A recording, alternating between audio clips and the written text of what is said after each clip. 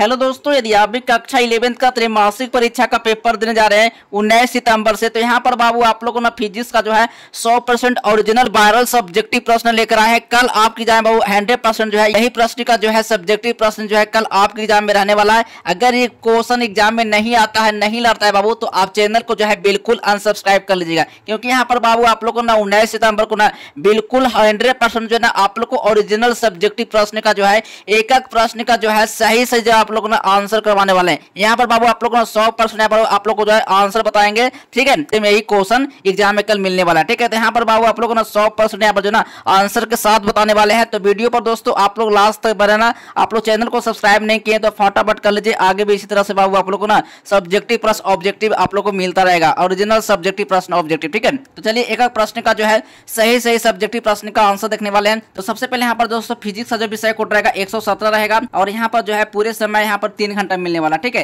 तो चलिए एक एक प्रश्न का जो है सही सही सब्जेक्टिव प्रश्न का आंसर देखने वाले हैं। सब पहले ही वीडियो बाबू मैं आप लोगों ने ऑब्जेक्टिव का आंसर करवा दिया हूँ।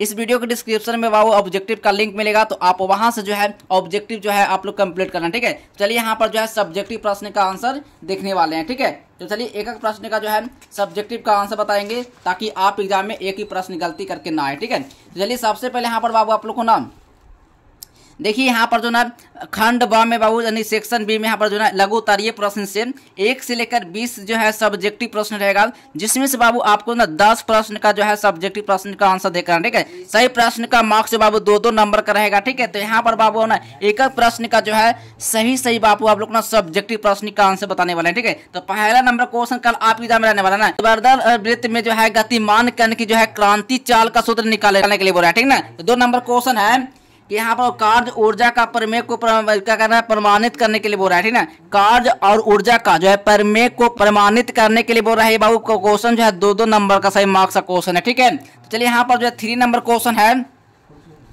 3 नंबर क्वेश्चन है घूर्णन त्रिज्या की परिभाषा दे, इसका मात्रक लिखना। ये बाबू सारा प्रश्न का जो है 100% बाबू यहाँ पर ना आप लोग को आंसर के साथ बताएंगे। तो वीडियो पर दोस्तों आप लोग लास्ट तक बने ना।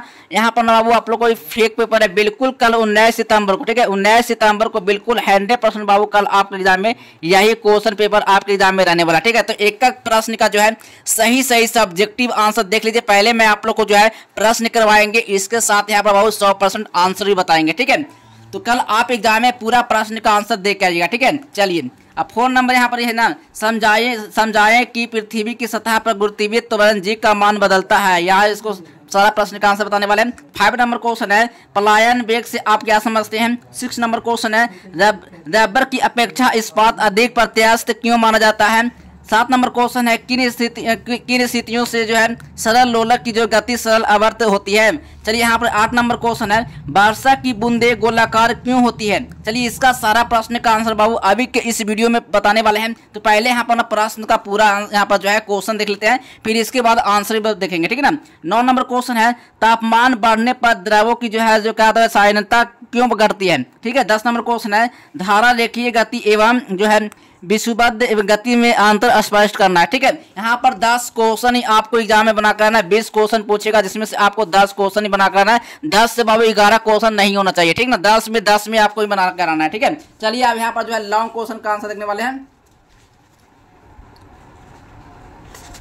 लॉन्ग क्वेश्चन यहाँ पर बाबू है, देखिए यहाँ पर 2-2 नंबर का प्रश्न जो है यहाँ पर भी है सारा प्रश्न का, ठीक है ना। अब यहाँ पर जो है लॉन्ग क्वेश्चन का आंसर देखेंगे, ठीक है। तो लॉन्ग क्वेश्चन का दीर्घ उत्तरीय प्रश्न में यहाँ पर यह है 21 से लेकर 26 को रहेगा दीर्घ उत्तरीय प्रश्न, जिसमें से बाबू आप लोग को 3 प्रश्न ही बनाना है। सही प्रश्न मार्क जो है 5 नंबर का रहेगा। 15 नंबर बाबू आपको कंप्लीट करना है, ठीक है। तो यहाँ पर 3 क्वेश्चन ही बनाना है, ज्यादा इसे आपको क्वेश्चन नहीं बनाना है, ठीक है। चलिए 21 नंबर क्वेश्चन आया है अब केंद्र बल से आप क्या समझते हैं, इसके लिए व्यंजक प्राप्त करना है बाबू, ठीक है। चलिए अब यहाँ पे 2 नंबर क्वेश्चन में आया है 22 नंबर प्रश्न में जड़त्व अर्धून की परिभाषा दे, व्यास की परिता ठोस गोले के जड़त्व अर्धून के लिए व्यंजक निकालना है बाबू। ये प्रश्न जो है पूरे कितना नंबर का है, 5 नंबर का है, ठीक है। 5 नंबर का है।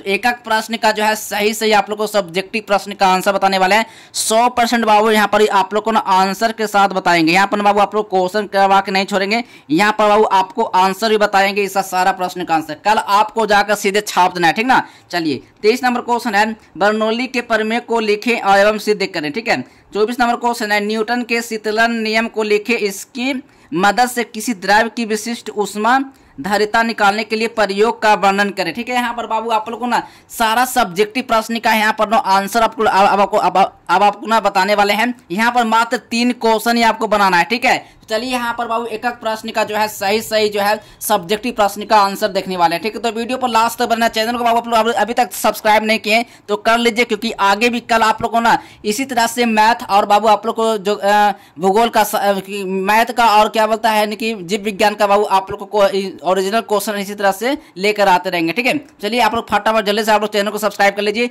चलिए आप लोग दिखाते हैं इसका सारा प्रश्न का सब्जेक्टिव आंसर, ठीक है। चलिए पहला प्रश्न का पहला उत्तर यहाँ पर दोस्तों देखिए, उदर वृत्त में गतिमान कण की क्रांति चाल का सूत्र यहाँ पर, ठीक है। ऊपर बिंदु पर कण पर केवल भार mg ही अभिकेंद्र बल देता है, ठीक है। यहाँ पर बाबू इसका यहाँ पर सूत्र है, ठीक है। तो यहाँ पर बाबू सारा सब्जेक्टिव प्रश्न का यहाँ पर आंसर जो है आप जल्दी से आप लोग लिख लीजिए और कल आप एग्जाम में जाकर पूरा जो है अब सब्जेक्टिव छाप का, ठीक है। 2 नंबर क्वेश्चन है कार्य ऊर्जा प्रमेय, ठीक है। किसी कण पर किया गया कुल कार्य उसकी गतिज ऊर्जा में परिवर्तन, ठीक है। यहाँ पर बाबू इसका सूत्र यहाँ पर लिखा हुआ है। सारा प्रश्न का आंसर जो है आप एग्जाम में देख रहना है, एक ही प्रश्न को बिल्कुल नहीं छोड़ना है, 10 प्रश्न का ही आंसर आपको देख रहना है। 3 नंबर क्वेश्चन है जड़त्व त्रिज्या, ठीक है। किसी पिंड की जड़त्व त्रिज्या वह दूरी है जिस पर यदि उसका दूरी द्रव्यमान केंद्र से रखा जाए तो उसी अक्ष पर सापेक्ष उसका जड़त्व अर्धोन जो है क्या होता है बराबर हो जाता है, ठीक है। यहाँ पर इसका सूत्र बाबू आप लोग फटाफट जो है सारा प्रश्न का जो है आंसर आप एग्जाम में देख रहे हैं, ठीक है। 4 नंबर क्वेश्चन है 4 ग्राम मान क्यों बदलता है, यानी कि जी का मान जी ग्राम जो है जी का मान क्यों बदलता है। तो पृथ्वी पर जी का मान ऊंचाई अक्षांश और गहराई के साथ बदलता है वो, ठीक है। ऊंचाई बाबू यानी ऊंचाई पर जी घटता है और ध्रुवों पर क्या वो जी अधिक और विषुवत रेखा पर क्या होता है तो विषुवत रेखा पर कम होता है, ठीक ना। और गहराई पर जाने पर क्या होता है जी भी घटता है, ठीक है। चलिए नेक्स्ट क्वेश्चन है 5 नंबर प्रश्न है पलायन वेग क्या है। तो वह न्यूनतम वेग जिससे कोई पिंड पृथ्वी के गुरुत्वाकर्षण क्षेत्र से बाहर चला जाए और वापस न लौटे, ठीक है। इसी तरह से बाबू आप लोग को नेक्स्ट क्वेश्चन देखते हैं। 6 नंबर क्वेश्चन है स्टील अधिक प्रत्यास्थ क्यों है। तो स्टील का यंग मापांक जो है वो रबर से बहुत अधिक होता है, इसलिए उसमें जो है प्रत्यास्थता अधिक होता है, ठीक ना। चलिए अगला नंबर क्वेश्चन है 7 नंबर प्रश्न है सरल लोलक की गति सरल आवर्त गति कब होता है। जब विस्थापन कण जो है थीटा छोटा हो जाता है और साइन थीटा और थीटा, तब इन लोलक की गति जो है सरल आवर्त गति मानी जाती है, ठीक है। इसी तरह से सारा प्रश्न का आंसर बाबू आपको एग्जाम में देकर आना है, ठीक है। एक भी प्रश्न बिल्कुल भी नहीं छोड़ना है, 100% यहाँ पर रियल प्रश्न का आंसर लेकर आए, ठीक है। 8 नंबर क्वेश्चन है वर्षा की बूंदे गोलाकार क्यों। तो क्योंकि सतह तनाव, ठीक है, तरल की जो सतह क्षेत्रफल को न्यूनतम करने की प्रवृत्ति रखता है और न्यूनतम क्षेत्रफल का रूप गोला है, ठीक है। चलिए 9 नंबर क्वेश्चन है तापमान बढ़ने पर द्रव्य की जो है क्या होता है साइनता क्या होता है वो क्यों घटती है। ये तापमान बढ़ने पर द्रव्य अणुओं की जो है गतिज ऊर्जा बढ़ती है, जिससे अणुओं का आपसी आकर्षण घटता है और साइनता कम हो जाती है, ठीक है। चलिए अगला नंबर क्वेश्चन है 10 नंबर क्वेश्चन है। 10 नंबर थोड़ा सा क्वेश्चन छूट गया वो, ठीक है ना, कोई बात नहीं, ऊपर में है।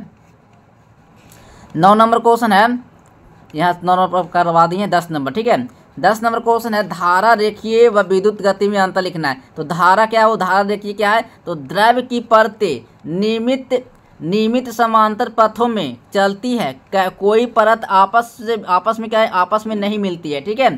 चलिए अब यहाँ पर अशांत में कह रहा है ना द्रव्य की गति अनियमित जो है भावदार और अस्थिर होती है, ठीक है। चलिए इसी तरह से बाबू सारा प्रश्न का आंसर जो है आपको देख कराना है। 10 प्रश्न तक ये आपको आंसर देना है 2 नंबर वाला। आप देखिए यहाँ पर 5 नंबर वाले क्वेश्चन, ठीक है। 5 नंबर वाले क्वेश्चन को देखिए, 5 नंबर का क्वेश्चन को 3 क्वेश्चन ही बनाना है, 5 या 15 नंबर वाला, ठीक है। तब कह रहा है 21 नंबर क्वेश्चन में अभी केंद्र बल से आप क्या समझते हैं, इसके लिए व्यंजक प्राप्त करना है। देखिए यहाँ पर इसका उत्तर लिखा हुआ है।